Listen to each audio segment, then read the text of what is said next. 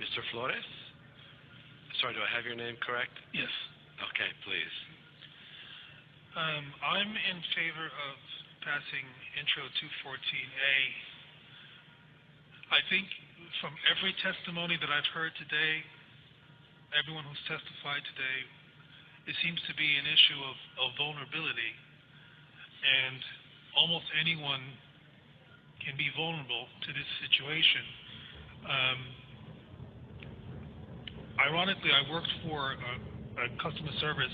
I worked as a customer service rep for a real estate company called Vantage Realty. They own properties in Queens and in Manhattan, and they were successfully sued by many tenants in the building for a variety of issues that were going on in the building. No heat, leaks in the apartment. The apartments were in a state of disrepair, and they were harassed by their landlords. They were calling Vantage over and over again. I spoke to the tenants on the phone, and the tenants used to come to the building crying, trying to save their apartments. So I myself was in a situation where I was evicted, and I didn't have representation in court, and I was evicted, and I was homeless subsequently as a result. So personally, I'd just like to say that I think that anyone can be vulnerable to this situation, and if they pass Intro 214, which I believe they're going to, it may be able to help everyone now and in the future. Thank you, Mr. Flores. A very powerful note to conclude on. Thanks to everyone for joining us tonight. And I'd like to cue my colleague and partner in this effort, the great council member Vanessa Gibson, for some concluding words. Ladies and gentlemen, you did it. Whoever's next. They already won. Okay, next. No. Whoever wants to go.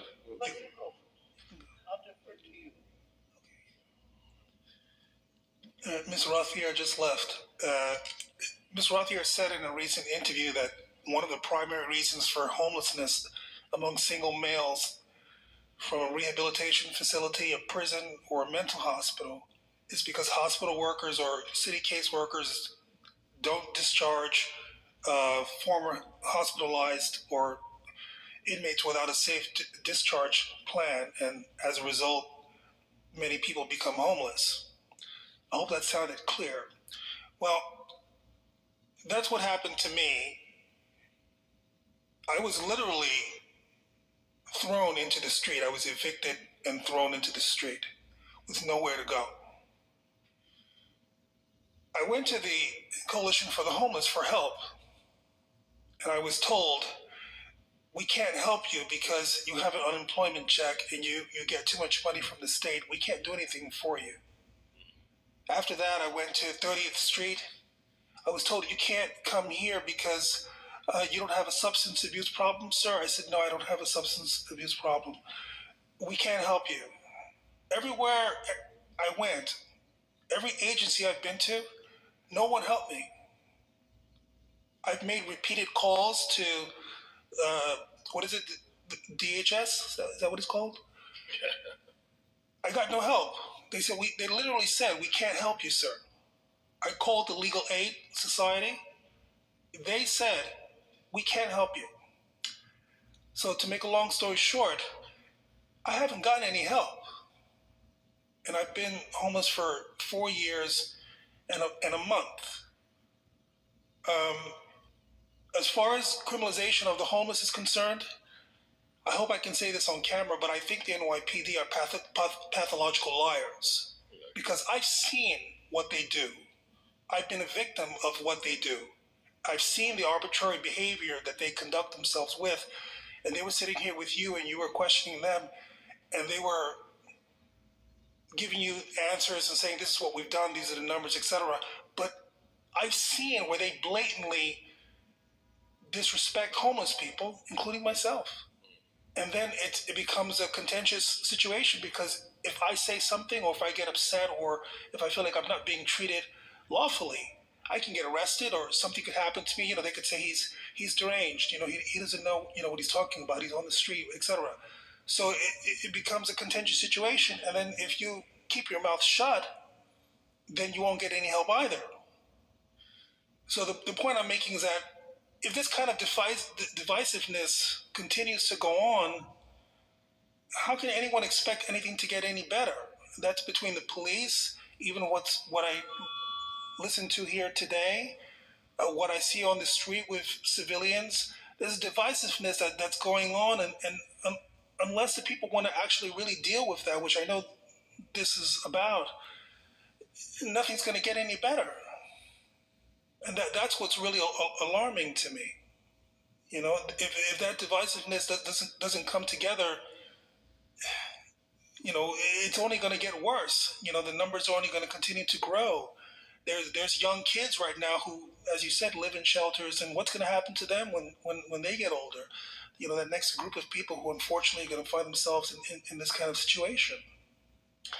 So all I like to say is that to me there needs to be real communication, not a kind of semantical game of language. And I heard a lot of that go on here today, and I find that to be a little distressing amongst individuals who I consider to be very respectful and educated, and that you want to do a good job, and everyone seems to want to have change. But if even in the language that they're using, you can hear this kind of divisiveness going on as a result of economic and social reasons, I guess, how do they expect for change to happen? That's just a question I'd like to leave you with. I appreciate that. Thank you.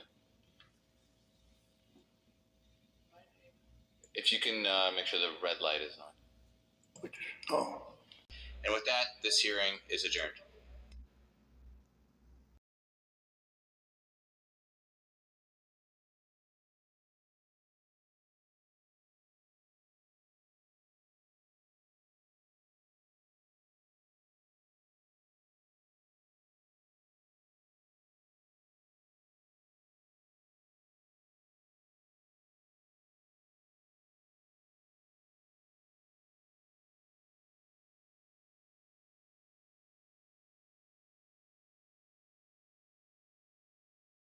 From Kingston Tenants Union here? I don't believe so. So now we have several different individuals. Call them one at a time. First, Richard Flores. Are you here? Oh, come on down. You're gonna. It's not a game show, but we're waiting for you. There's no. Well, yeah, that doesn't. Maybe a better price at the end.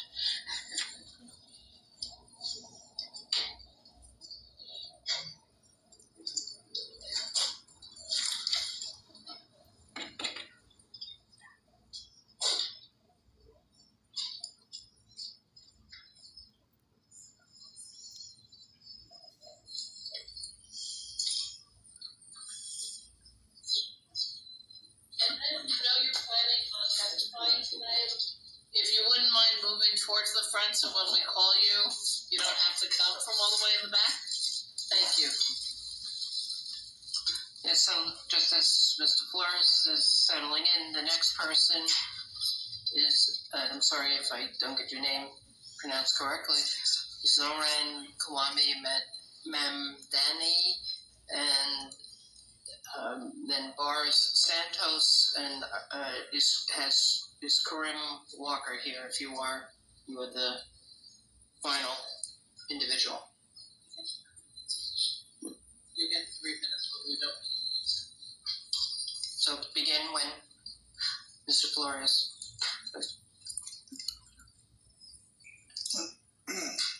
Good afternoon. My name is Richard William Flores. I'm 54 years of age. I'll make this very brief. I'm originally a resident of Queens Village, New York.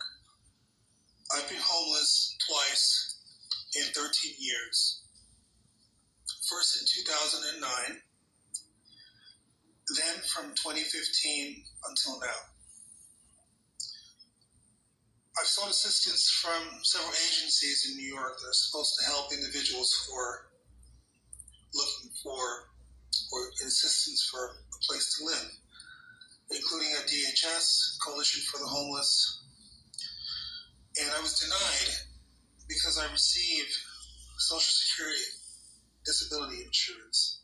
And before that, I was denied assistance because I received unemployment insurance. I was simply told that I received too much money from the state.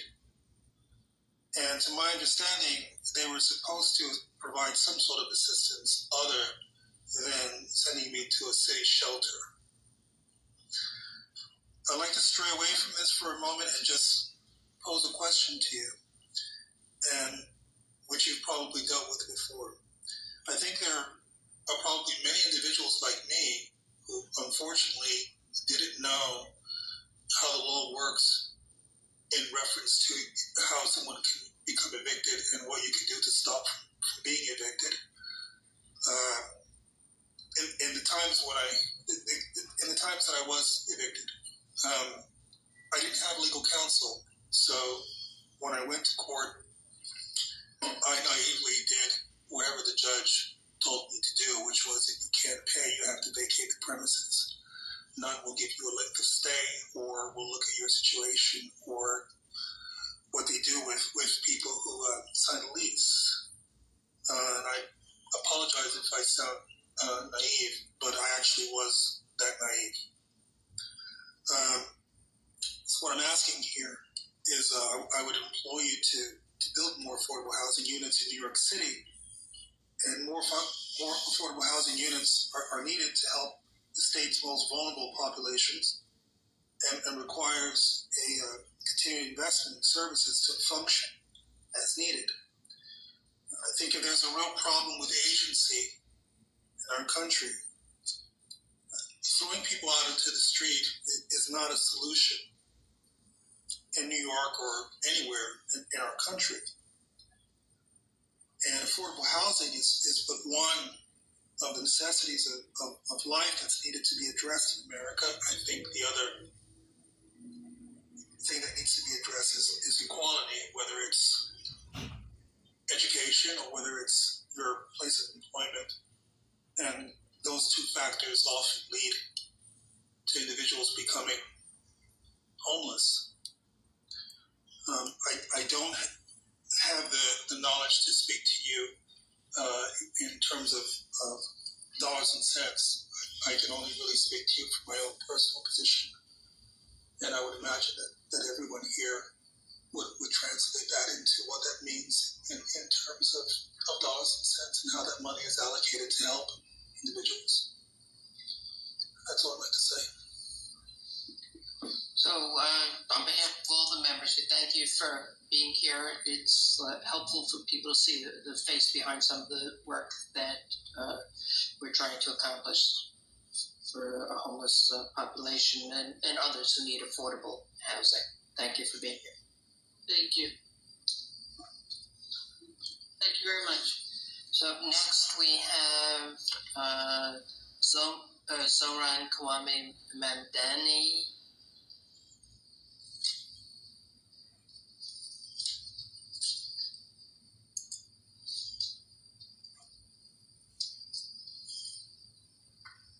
I have a couple questions, but I'm going to wait until the panel finishes first and then go ahead.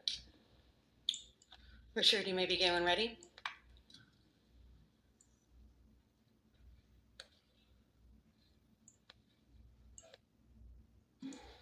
Sorry.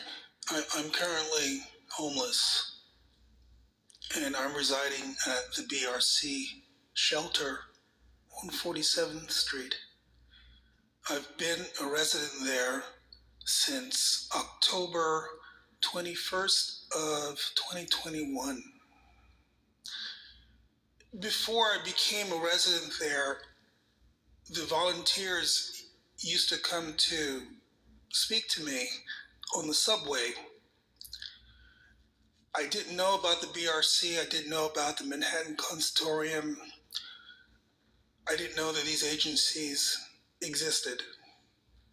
I went to the drop-in centers to try to receive help against my will because I became homeless because a family court judge committed perjury. They literally lied in court. And that lie became me being homeless. I had a lawyer appointed to me for free by the city, whom I saw before the court date and brought him documentation to show what was allegedly being said about myself and my family. And he told me that documentation didn't mean anything to him. He told me that I had to find a job in a month, and if I didn't find a job in a month, I would be homeless. And this is documentation that I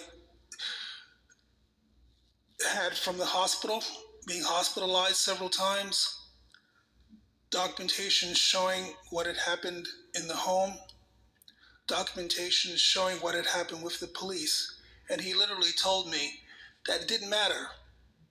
He said, if you don't do this, you're going to become homeless. And so I became homeless.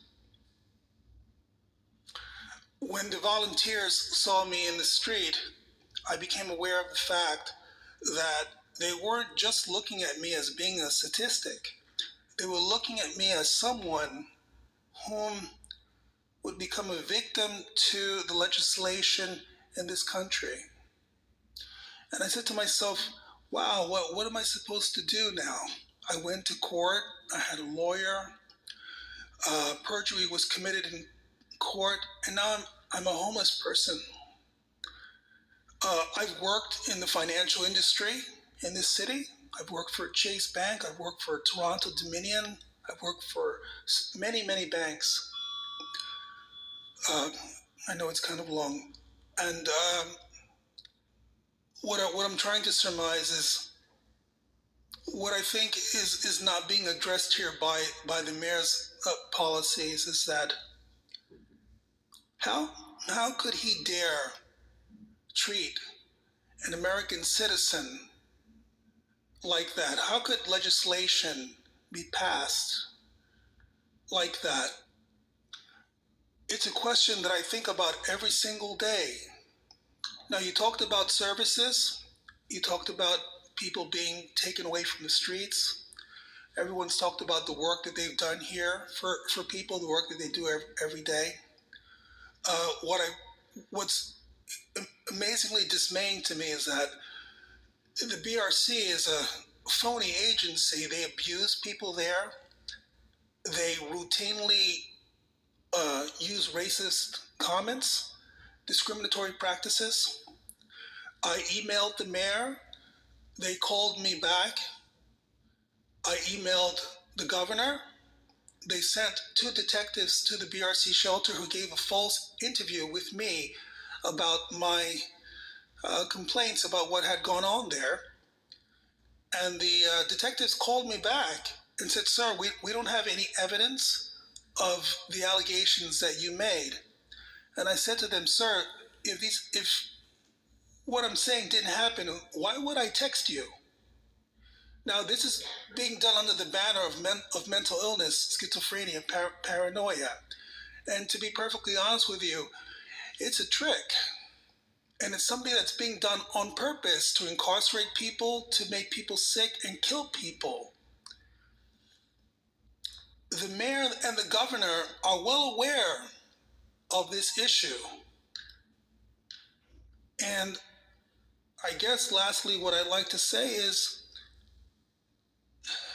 the mayor and the governor have to be held accountable for the fact that they too are committing perjury. And they're spreading lies, they're spreading racism, they're spreading discrimination under the banner of the law. And this legislation has to be changed. It has to be revamped. to help the people in the way that they really need to be helped, or else this is going to go on. In 20 years from now, the kids who've been affected, the young people who've been affected by the policies that are being put forth today, they'll be sitting before the next committee talking about what's affecting them.